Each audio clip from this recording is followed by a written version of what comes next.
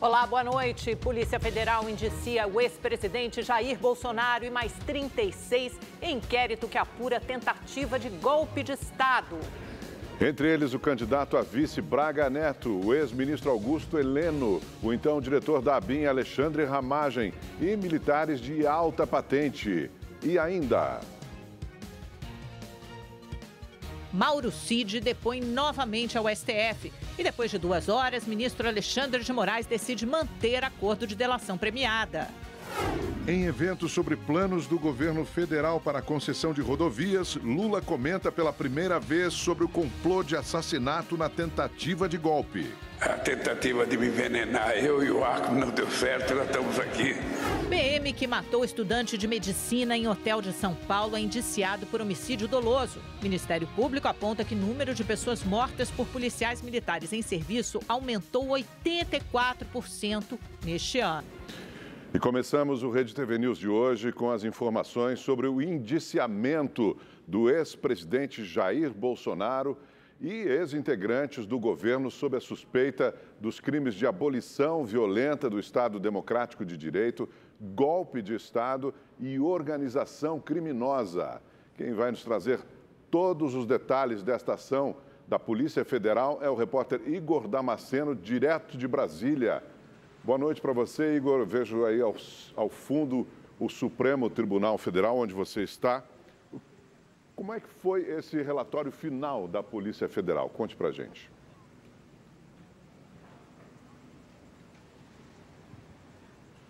Augusto, boa noite a você, também a Amanda, boa noite a todos que nos acompanham. Dia de grande movimentação aqui em Brasília com a conclusão do inquérito da Polícia Federal. O documento chegou ali atrás, no gabinete do ministro Alexandre de Moraes, relator desse inquérito, e ele já encaminhou o documento para a Procuradoria-Geral da República. O procurador-geral, doutor Paulo Gonet, pode ou arquivar o processo ou denunciar os 37 indiciados pela Polícia Federal. Ele vai ter 15 dias para dar o parecer e a decisão de Alexandre de Moraes só vai vir depois desse parecer da Procuradoria-Geral da República. Olha, esse inquérito da Polícia Federal foi concluído após quase 2 anos de investigação. Os agentes apreenderam equipamentos eletrônicos, prenderam preventivamente pessoas que estariam envolvidas nesse crime e até mesmo quebraram sigilo telemático, fiscal, bancário, telefônico de todos os envolvidos. Ao fim do inquérito, a Polícia Federal concluiu que a alta cúpula do governo federal na gestão de Jair Bolsonaro e militares de alta patente arquitetaram um plano de golpe de Estado em 2022 porque não concordaram com a vitória do presidente Lula. E mais, a PF concluiu que Bolsonaro não só sabia dessa tentativa de golpe de Estado, como liderou a organização criminosa que tentou colocar esse plano em prática e fracassou terrivelmente. Por isso, Bolsonaro foi indiciado, além dele, o ex-ministro da Justiça, Anderson Torres, o ex-ministro da Defesa e candidato a vice em 2022 na chapa de Bolsonaro, o general Walter Braga Neto, também o ex-ministro do Gabinete de Segurança Institucional, general Augusto Heleno, e o deputado federal Alexandre Ramagem, que na época era o diretor-geral da Agência Brasileira de Inteligência. Para a Polícia Federal, todas essas pessoas faziam parte dessa organização criminosa que tentou dar um golpe de Estado. E essa organização era dividida em núcleo. O núcleo era responsável por mentir a respeito das urnas eletrônicas para desacreditar a população da vitória de Lula. Outro grupo agia ali, tentava encontrar meios jurídicos para embasar esse golpe de Estado e impedir que os golpistas fossem presos. E também tinha o grupo que tentou planejar o assassinato do presidente Lula, do vice-presidente Geraldo Alckmin e do próprio ministro Alexandre de Moraes. Para a Polícia Federal, Bolsonaro sabia de tudo, então era o líder dessa organização criminosa. O inquérito foi concluído e enviado ali atrás para a Suprema Corte no mesmo dia em que o ex-ajudante de ordens de Jair Bolsonaro, o tenente-coronel Mauro Cid, participou de uma audiência com a presença de Alexandre de Moraes. É que Mauro Cid ficou muito perto de perder os benefícios garantidos pelo acordo de delação premiada revogada, porque, de acordo com a Polícia Federal, ele omitiu informações sobre o plano de assassinato de Lula, Alckmin e Alexandre de Moraes. Então, a PF avisou o ministro que Mauro Cid tinha descumprido o acordo, só que dentro dessa audiência, hoje à tarde, Cid decidiu colaborar e falou tudo de uma vez. Moraes se deu por satisfeito e os benefícios do acordo foram mantidos. Ao fim dessa audiência, o advogado de Mauro Cid, Dr. César Bittencourt, falou rapidamente com a imprensa. Vamos ouvir. Tudo bem, tá? O Cid apresentou novas informações? Não, coisa. Explicou, me deu a satisfação, complementação, repetindo as mesmas coisas que tinha dito. Foi uma audiência normal, que é o rito. Sobre o plano de assassinato, doutor? Isso não tem nada a ver. E o ministro Alexandre de Moraes considerou positivo a audiência? Positivo, tanto que ele deu as condições que a gente quis. Conversamos agora com a professora de Direito da Fundação Getúlio Vargas de São Paulo, Heloísa Machado. Professora, muito obrigada pela sua participação no Rede TV News. Nós ainda vamos exibir uma reportagem com todas as minúcias desse indiciamento contra 37 pessoas, mas eu queria começar perguntando à senhora qual a gravidade desse indiciamento do ex-presidente Jair Bolsonaro e do seu entorno muito próximo por tentativa de golpe de Estado e como isso dialoga com a história recente brasileira. Olá, boa noite. Esse indiciamento de hoje, ele não surpreende, porque as provas que já haviam sido reveladas no âmbito desse inquérito apontavam, de fato, para a participação do ex-presidente Jair Bolsonaro, de Braga Neto e da alta cúpula do governo federal à época, na prática de crimes como a tentativa de acabar com o Estado democrático brasileiro e também uma tentativa de golpe. Esse indiciamento ele é importante porque mostra que a polícia avançou nas investigações e chegou a uma conclusão. Então, para a polícia, existem indícios suficientes de autoria e materialidade para indicar essas pessoas como autoras dos crimes. Daqui para frente, vai depender agora da avaliação do Procurador-Geral da República, que vai se debruçar sobre todos esses documentos e ponderar se é o caso ou não de oferecer uma denúncia formal contra Jair Bolsonaro e as demais pessoas envolvidas nesses crimes. Augusto Xavier aqui.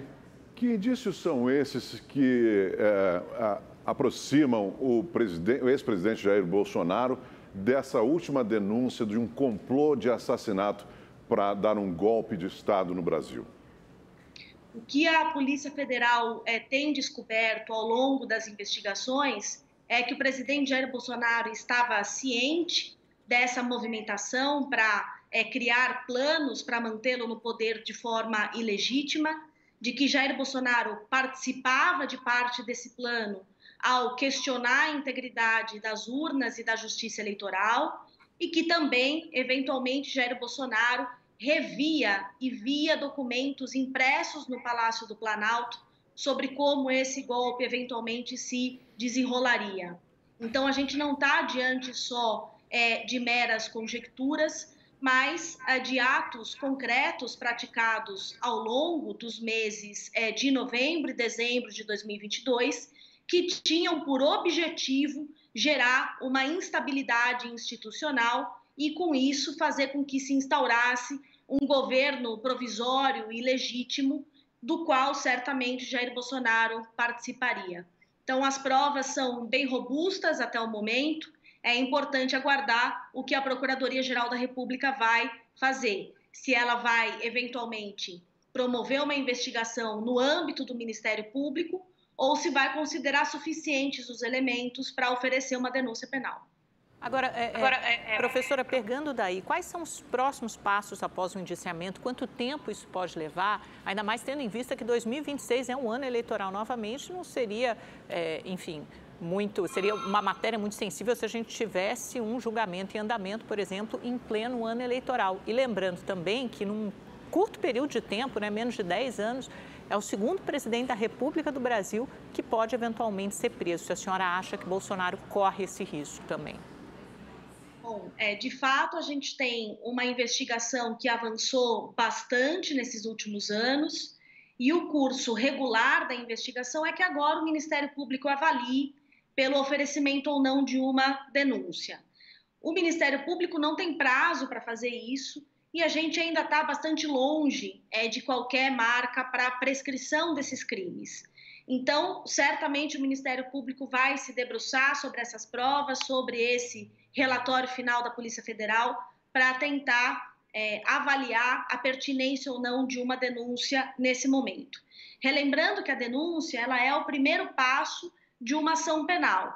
Caso o Supremo Tribunal Federal aceite essa denúncia, aí sim Jair Bolsonaro e os demais investigados se tornam oficialmente réus e passam por um devido julgamento no âmbito do judiciário. No Brasil, a regra para a prisão é apenas após a condenação. Nós temos algumas exceções de prisões cautelares, que é para a hipótese de se tentar corromper testemunha, se tentar fugir do país. Não me parece que isso esteja num horizonte próximo, então há uma possibilidade de prisão de todos esses envolvidos, caso eles sejam condenados, e eventualmente com alguma medida cautelar. O fato de termos um ano eleitoral não deveria servir de motivo para impedir o prosseguimento dessa ação. O judiciário tem os seus próprios tempos e ele tem que estar, na medida do possível, isolado dessas pressões políticas. E ainda que nós já tenhamos na nossa história, presidente Michel Temer foi denunciado criminalmente, inclusive no exercício do mandato. Presidente Lula foi processado e chegou a ser condenado e preso, né, executando uma parte ali da pena.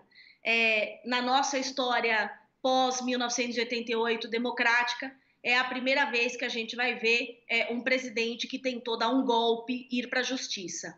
E isso, na nossa perspectiva da história brasileira, é muito relevante. Então, se espera que a Procuradoria haja nesse sentido. Professora, com relação aos militares aí indiciados também, militares generais de 4 estrelas, como Augusto Heleno, Braga Neto, né, general da reserva, o Exército sai chamuscado, digamos assim, desse episódio? Bom, é muito grave que tantas pessoas de alta patente das Forças Armadas tenham se envolvido nessa tentativa de golpe e pessoas que tinham influência dentro das Forças Armadas. O que parece ser a verdade, pelo que a investigação demonstra até agora, é que uma maior parte das Forças Armadas não embarcou nesse plano de golpe. Então, para essa ala das Forças Armadas que tem lealdade com a Constituição, a gente não pode permitir que esses episódios afetem a sua imagem. Mas certamente será um julgamento, né, um devido julgamento, um esclarecimento de todos os fatos, alcançando inclusive esses militares, que pode fazer com que as Forças Armadas saiam até fortalecidas desse episódio, ao invés de eventualmente tentarem socorrer esses maus militares que abandonaram o texto da Constituição e embarcaram num plano de golpe com bastante violência planejado para 2022. Professora, muitíssimo obrigada pela sua presença aqui no Rede TV News. Espero nos falarmos novamente em breve. Uma boa noite para a senhora. Obrigado, professora. A polícia de Minas Gerais prendeu o suspeito de divulgar um vídeo chicoteando um homem negro em situação de rua. O vídeo viralizou e causou revolta. O agressor, um morador conhecido de Itaúna, começa o vídeo fazendo críticas políticas. É possível ver que ele pega uma nota de R$10 e oferece à vítima. Vamos fazer diferença. Quer usar droga? Não quer trabalhar, não? Tô pagando. Quer querer usar isso? Aí, ó. E outra coisa, viu, meus seguidores da internet? Isso aqui não é escravidão, não é nada, não. Não é pela cor, não. Que para Deus, todo mundo é preto, todo mundo é branco, todo mundo tem cor de rosa. Isso aqui você vê a safadeza. O que o vídeo gera? R$10 não vai deixar das duas da paz. O homem é conhecido na cidade por viver em situação de rua, ser dependente químico e paciente do Serviço de Saúde Mental. O autor, identificado pela Polícia Civil como José Maria Vilaça, é comerciante e foi detido logo depois de prestar depoimento essa tarde. Ele alegou ser amigo da vítima, que a gravação é antiga e que tudo não passou de uma brincadeira, mas deve responder por racismo e tortura. O rico ser humilde, os negros ficar branco e os brancos ser humilde. O governo federal divulgou hoje um pedido oficial de desculpas à população negra pela escravidão no Brasil. A decisão faz parte de um acordo com a organização Educa Afro Brasil. O Estado reconheceu a falta de políticas públicas após o fim da escravidão. O modelo exploratório perdurou no Brasil por quase 400 anos, desde o período colonial até a abolição em 1888. Uma mulher que acompanhava o estudante de medicina morto pela polícia militar dentro de um hotel na zona sul de São Paulo disse que o casal discutiu antes da chegada dos agentes. O PM que atirou no rapaz foi indiciado por homicídio doloso quando há a intenção de matar.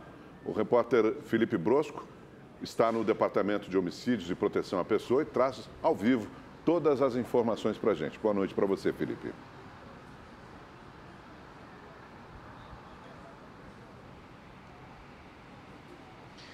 Boa noite, Augusto. Boa noite, Amanda, e a todos que nos acompanham. É isso mesmo, olha, esta jovem, a Gabriela Elias, de 21 anos, ela prestou depoimento aqui na Polícia Civil.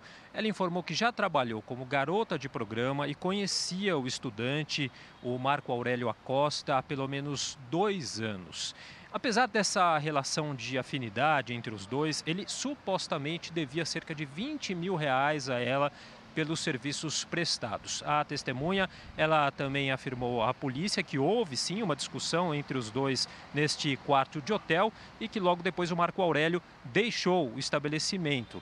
E as imagens que a gente acompanhou, que foram gravadas pelas câmeras do hotel, mostram justamente os momentos após a abordagem que foi feita pela polícia contra o Marco Aurélio. A Gabriela, ela disse que acompanhou tudo em um outro cômodo do hotel, ela conseguiu ouvir toda a confusão, inclusive o disparo que foi feito pelo PM, o Guilherme Macedo, que atingiu a região do abdômen do estudante. Ela diz também que foi ela quem socorreu o Marco Aurélio.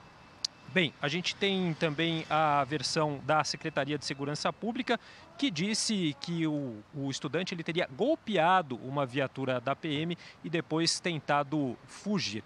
Fato é que os PMs aí envolvidos na confusão, tanto o Guilherme Macedo quanto o Bruno Carvalho Prado, eles foram afastados de suas funções até o final da investigação. Inclusive o PM que efetuou o disparo, ele foi indiciado por homicídio doloso, por um inquérito da Polícia Militar.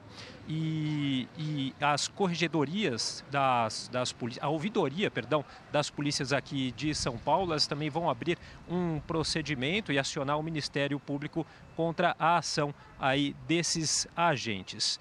O corpo do Marco Aurélio ele será enterrado nesta sexta-feira e agora os pais dele pedem por justiça. Acompanhe na reportagem. Uma família destruída. Eu nunca vou ver ele se formar. A gente não vai poder envelhecer juntos para cuidar dos nossos pais. O pai de Marco Aurélio Acosta nos recebeu na casa da família para dar a sua versão do que aconteceu. Peruanos naturalizados brasileiros, os pais do jovem morto são médicos e vivem no Brasil há quase 30 anos. Segundo Júlio César, o filho dele estaria hospedado em um hotel na Zona Sul, acompanhado de uma conhecida, mas não acredita que tenha havido um desentendimento entre eles. Nas imagens, é possível ver Marco Aurélio retornando ao saguão do hotel, fugindo dos policiais. A todo momento, o PM Guilherme Augusto Macedo mantém o revólver apontado para o estudante. Uma luta corporal acontece até que o policial dispara. O tiro atingiu a barriga de Marco Aurélio, que foi socorrido, mas não resistiu ao ferimento. Então eu peguei outro táxi e fui até lá, né? Cheguei, corri pelo pronto-socorro como médico, falei assim, deixa-me entrar, com dificuldade tive que entrar, né? Quando entrei na emergência, né? Na sala de emergência, via meu filho ainda vivo, né? Reclamando, né? e me disse, pai, me ajuda. Eu abracei ele, quando vi, né, ele estava pálido, com o pulso fraco, e quando vi um orifício nesta região eu fiquei aterrado. Né? Marco Aurélio estava cursando o último ano de medicina, era o filho caçula. O estudante tinha outros 2 irmãos. Nós estamos no quarto do Marco Aurélio, que ainda está do jeito que ele deixou. Um jovem de 22 anos, com muitos sonhos, uma vida inteira pela frente. E ele gostava muito de música e também de futebol. Aqui no armário dele ainda está a camisa pelo time que ele jogava pela Faculdade de Medicina, onde ele estudava. Sabe quem veio até agora, depois de saber? Ninguém, nenhuma autoridade se aproximou para dizer isso. E o que estão fazendo é inventando informações, algumas publicações, criando um ambiente como que teve discussão, entendeu? Um descaso na ideia de que o tempo, né, abaixará a poeira, que o tempo esquecerá. De acordo com o Ministério Público de São Paulo, o número de pessoas mortas por policiais militares em serviço aumentou 84% este ano em relação a 2023.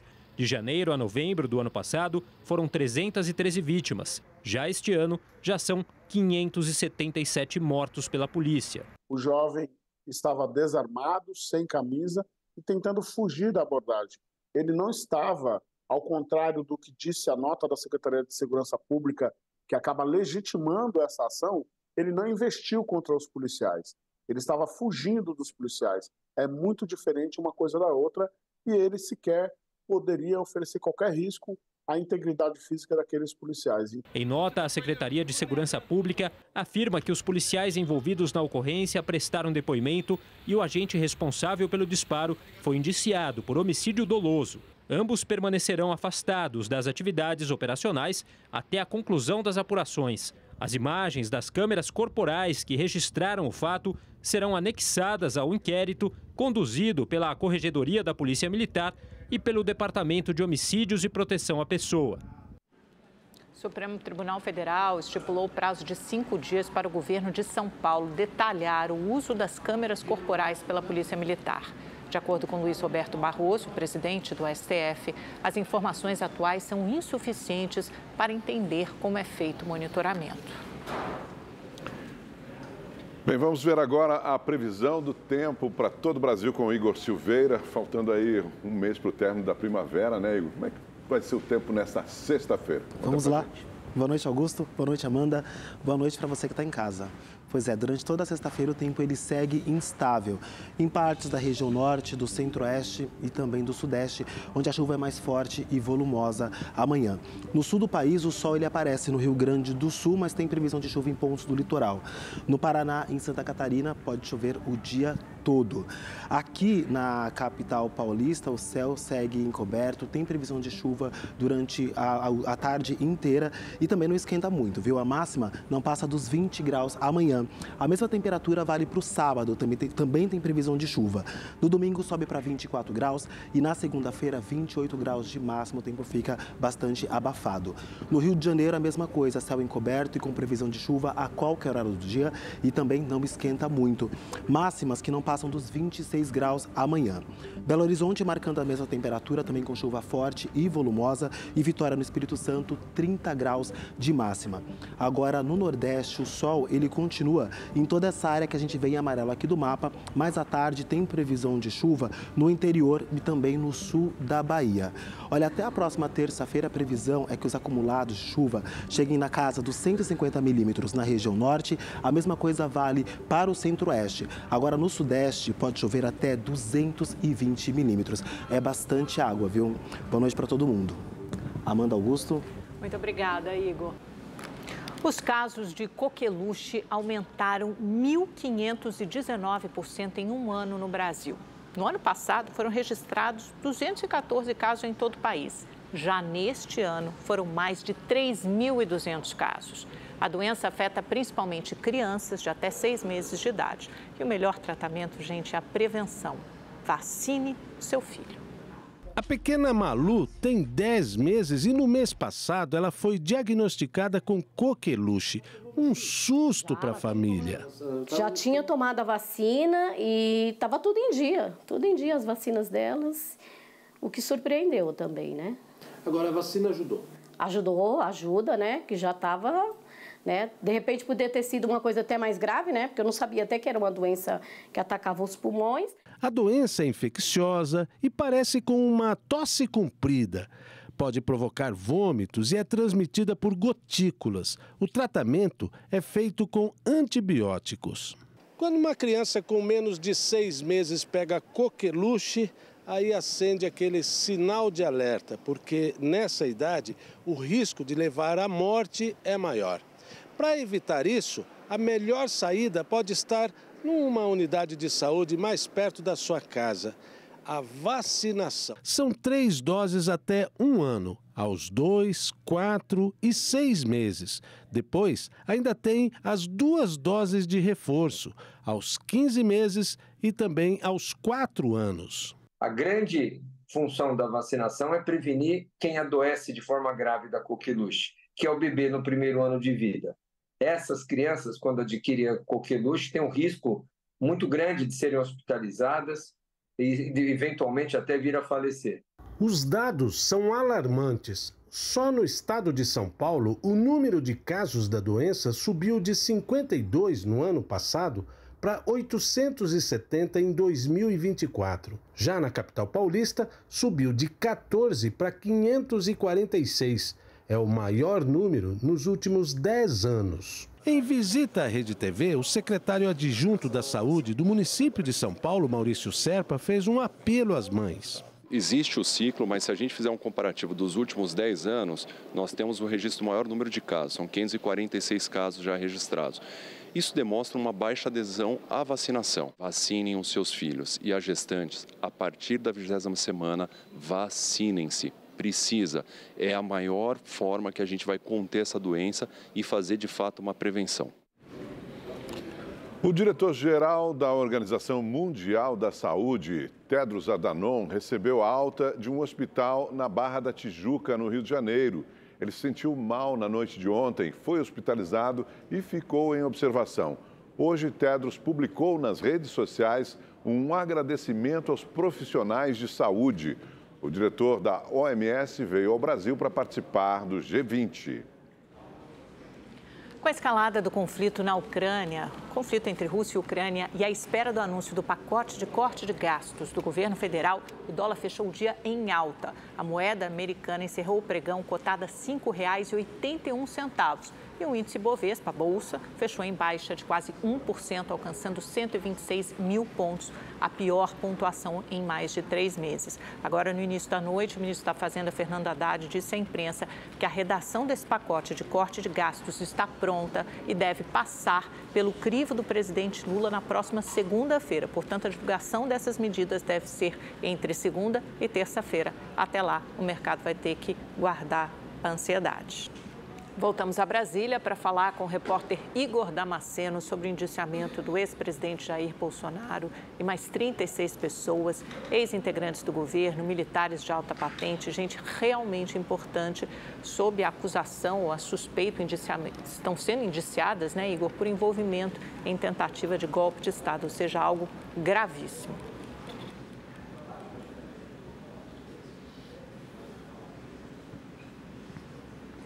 Exatamente, Amanda. Boa noite novamente a você, ao Augusto, a todos que nos acompanham. Nesse mesmo inquérito também está o tenente-coronel Mauro Cid. E olha só, faltou pouco para o ex-ajudante de ordens de Jair Bolsonaro perder os benefícios concedidos no acordo de delação premiada homologado pelo Supremo Tribunal Federal. É que, de acordo com a Polícia Federal, Mauro Cid omitiu informações importantíssimas sobre o plano de assassinato do presidente Lula, do vice-presidente Geraldo Alckmin e do próprio ministro Alexandre de Moraes. Esse plano seria colocado em prática em dezembro de 2022. Para a Polícia Federal, Mauro Cid tentou proteger Walter Braga Neto, então ministro da Defesa de Bolsonaro. Por isso, avisou a Moraes sobre o descumprimento do acordo. O ministro chamou Mauro Cid para uma audiência hoje à tarde no Supremo Tribunal Federal, com a presença do Procurador-Geral da República, doutor Paulo Gonet. Igonê. Foram 3 horas de perguntas e respostas e Mauro Cid decidiu abrir o jogo. Entregou o real envolvimento de Braga Neto nesse plano dos assassinatos das 3 autoridades. Moraes e Igonê se deram por satisfeitos e mantiveram o acordo de delação premiada, os benefícios, ou seja, Mauro Cid não vai para a cadeia e continua sendo monitorado por tornozeleira eletrônica. Nós preparamos uma reportagem especial sobre todo esse inquérito da PF. Vamos acompanhar. O relatório da Polícia Federal tem 884 páginas e indiciou 37 pessoas. Entre elas, o ex-presidente da República, Jair Bolsonaro, o ex-ministro da Justiça, Anderson Torres, o tenente-coronel Mauro Cid, o deputado federal Alexandre Ramagem, que na época era diretor-geral da ABIN, e o presidente do PL, Valdemar Costa Neto. Os investigadores concluíram que havia uma organização criminosa que não aceitou o resultado das eleições de 2022 e, por isso, tinha o objetivo de impedir que o então presidente eleito, Luiz Inácio Lula da Silva, assumisse o comando do país. O relatório afirma que essa organização era dividida em núcleos. Uma parte era responsável por criar mentiras sobre as urnas eletrônicas e sobre os opositores de Jair Bolsonaro. Outra parte fazia um levantamento de militares de alta patente que também não concordavam com a vitória de Lula. Essas pessoas eram convidadas a aderir ao golpe. Quem fazia o levantamento era Mauro Cid, então ajudante de ordens de Bolsonaro. O núcleo jurídico tinha o objetivo de encontrar meios legais para amparar o golpe de Estado e evitar que algum golpista fosse preso. Esse núcleo era liderado pelo então ministro da Justiça, Anderson Torres. Para a PF, a cúpula do governo anterior também financiava os mais de 5.000 extremistas que ficaram acampados em frente ao quartel-general do Exército e que invadiram os prédios dos 3 poderes no dia 8 de janeiro do ano passado. A organização também contava com a chamada ABIN Paralela. Inimigos políticos de Bolsonaro e até jornalistas eram monitorados por meio da estrutura da Agência Brasileira de Inteligência. Esse núcleo tinha como líder o então diretor-geral da ABIN, Alexandre Ramagem. O último núcleo era responsável por planejar ataques aos inimigos políticos. Faziam parte os militares Mário Fernandes e Rafael Martins de Oliveira e 2 ex-ministros de Bolsonaro, o general Augusto Heleno, do Gabinete de Segurança Institucional, e Walter Braga Neto, da Defesa. Eles também foram indiciados. Esse núcleo foi responsável pelo plano de assassinato do presidente Lula, do vice Geraldo Alckmin e do ministro Alexandre de Moraes, do Supremo Tribunal Federal. A Polícia Federal concluiu que todas essas pessoas tinham um mesmo objetivo: dar um golpe de Estado. Também concluiu que Jair Bolsonaro sabia do passo a passo da organização criminosa, incluindo o plano dos assassinatos. Para chegar a essas conclusões, os agentes cumpriram diligências por quase 2 anos, com apreensão de equipamentos, quebra de sigilos, além de acordo de delação premiada. O relator do inquérito, o ministro Alexandre de Moraes, encaminhou o documento para a Procuradoria-Geral da República. O parecer deve ficar pronto em até 15 dias. Os indiciados devem responder por tentativa de golpe de Estado, abolição violenta do Estado Democrático de Direito e organização criminosa. Hoje, em evento no Palácio do Planalto, o presidente Lula falou pela primeira vez sobre o plano de assassinato elaborado em novembro de 2022. Eu sou um cara que eu tenho que agradecer agora muito mais porque eu estou vivo. A tentativa de me envenenar, eu e o Alckmin não deu certo, nós estamos aqui. Eu não quero envenenar ninguém. Eu não quero nem perseguir ninguém.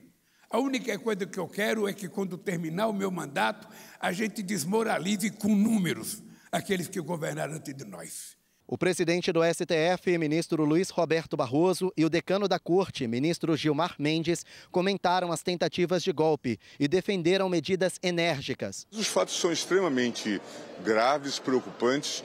Nós precisamos ter aprendido com isso e acho que devemos reagir judicialmente, devemos reagir legislativamente, fazer as reformas necessárias para que episódios como esses não mais se repitam. O que aconteceu para a gente ter esse tipo de atitude, de pessoas pensando em assassinar agentes públicos, de homem-bomba?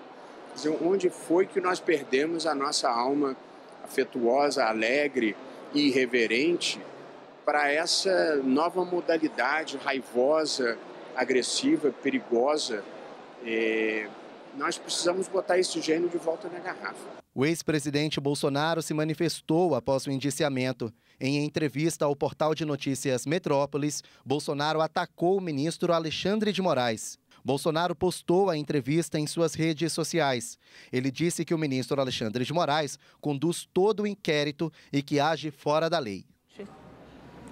O programa É Notícia de hoje, eu entrevisto Gustavo Sampaio, professor de Direito Constitucional da Universidade Federal Fluminense. Para Sampaio, o Brasil esteve muito perto de sofrer um golpe de Estado em 2022. Nós estamos falando de um Brasil, de um país do mundo ocidental, do mundo democrático, que em 2022 e 2023 passou muito perto de uma ruptura institucional. Foi por muito pouco que o país não caminhou novamente para a ruptura democrática e para a instauração de um regime autoritário. E isso, conforme as provas vão sendo ajuntadas pelo aparato de polícia, vai ficando claro para o Brasil que havia uma intenção verdadeira de não se reconhecer o resultado das eleições presidenciais de 2022 para se promover um corte na continuidade do regime democrático. Em uma sociedade democrática, a lei há de valer para todos. Então, se cometeu crime, seja o crime da natureza que for, crime contra o patrimônio, crime contra a administração pública, crime contra a administração da justiça ou crime contra o Estado democrático de direito, crime é crime. E na sua avaliação, só para terminar, isso há um risco grande hoje do ex-presidente Bolsonaro ser preso? Eu creio que sim, eu creio que há, não neste momento, mas mais à frente existe sim uma franca possibilidade de o ex-presidente da República ser condenado por crime contra o Estado democrático de direito. E o advogado Gustavo Sampaio falou também sobre o papel do ministro Alexandre de Moraes. O ministro Alexandre de Moraes e o Supremo Tribunal Federal têm tido, nas últimas cercanias da história, um papel fundamental na manutenção da democracia e da ordem constitucional, Amanda. Aliás, o ministro Alexandre de Moraes tem se mostrado uma pessoa de uma extraordinária coragem, colocando em risco até a sua própria vida, não é? Em proveito da aplicação da lei penal para assegurar a autoridade da lei penal brasileira e a autoridade do regime democrático. Eu devo dizer que o Supremo Tribunal Federal, Corte Suprema da Organização Judiciária do Brasil, tem desempenhado um papel fundamental para a preservação da democracia brasileira e da nossa ordem constitucional. O programa É Notícia vai ao ar hoje às 11h45 da noite. Não perca. A arrecadação do governo federal subiu 9,8% e alcançou o maior valor em 30 anos. Segundo a Receita Federal, o governo arrecadou quase 248 bilhões de reais em outubro. Segundo o fisco, a alta é resultado das mudanças aprovadas pela equipe econômica do governo, entre elas a tributação dos fundos exclusivos, conhecidos como fundos dos super ricos. A melhora na arrecadação é uma das apostas do governo para zerar o déficit das contas públicas neste ano. O ministro Dias Toffoli retirou o sigilo do processo sobre o grampo ilegal na cela do doleiro Alberto Youssef. Os documentos liberados pelo ministro Dias Toffoli indicam que a Polícia Federal, obedecendo a comandos da Operação Lava Jato, grampeou ilegalmente a cela em que o doleiro ficou preso em Curitiba.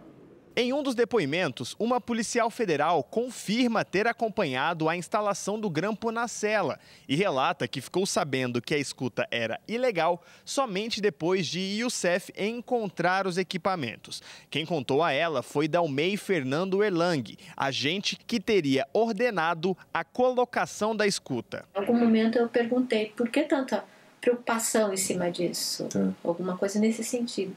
E ele, Dalmei, me disse que a escuta era ilegal, né? Que era por isso, e que me assustou muito, né? Eu falei assim, como assim ilegal?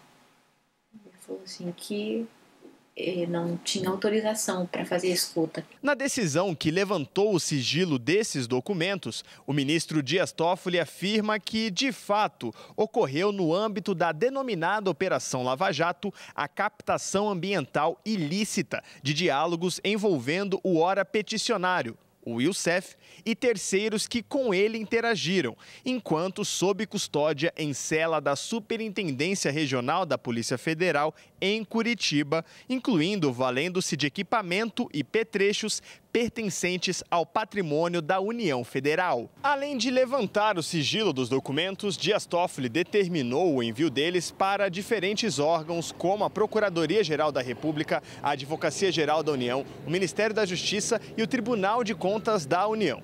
Com a revelação, a defesa de Youssef já planeja pedir a retirada dos efeitos da delação premiada. Segundo a defesa, a comprovação reforça o argumento de que o ex-juiz e agora senador Sérgio Moro manipulou provas para prejudicar Youssef. Nas redes sociais, Moro disse que as informações liberadas pela decisão de Dias Toffoli são requentadas e que o envolvimento dele com as escutas ilegais é mera fantasia do advogado de Alberto Youssef. Você já parou para pensar quanto custa uma banana? Bom, em Nova York, a fruta vale 35 milhões de reais. Pois é, essa obra de arte foi arrematada por esse valor exorbitante num leilão de arte. A banana, que é trocada diariamente, já foi mordida 2 vezes. Segundo a Casa de Leilões, 7 compradores disputaram a peça e quem levou foi o empreendedor de criptomoedas Justin Sun. O empresário também receberá um rolo de fita adesiva e instruções sobre como instalar a inusitada expressão artística e como substituir a banana todos os dias. Bem, caiu por terra definitivamente a expressão a preço de banana, né? Pois é, se essa moda pega. Obrigado pela sua companhia nesta quinta-feira. Uma ótima noite para você. Boa noite, nos vemos amanhã a partir das 7h20. Até lá.